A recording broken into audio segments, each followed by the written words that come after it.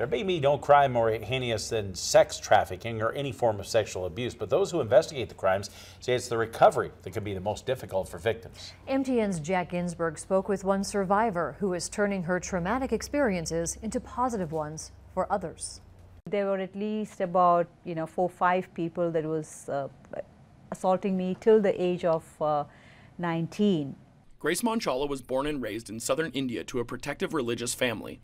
At the young age of 6, she began to be sexually assaulted multiple times by family and friends. Her parents had no idea, and she wouldn't tell them because in her culture it was abnormal to talk about sex. From a 6-year-old mouth, it doesn't look, that is not natural, right? And there was a lot of shame and guilt, and because of the culture that I grew up in, we don't talk about things like that.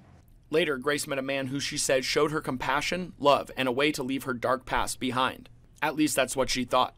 He began trafficking girls and boys in their home, even right in front of her.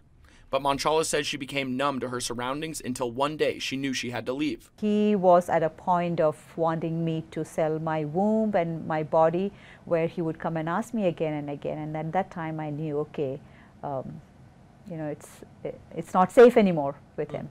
She left broken, spiritually and mentally. Her parents sent her to a counselor where she says she found her identity again and began working to help others with similar struggles. In 2008, Monchala came to the United States with the same mission, to create a safer place for young girls and boys in the community and beyond. She says it is important to find these criminals and save these children, but it is also crucial to restore their faith in who they are as people. So increasing the value of a person, bringing awareness to that person and showing them that what their identity is very important. Monchala played a huge role in drafting legislative bills related to sex trafficking, ultimately raising Montana's grade for sexual trafficking prevention from a D to an A rating.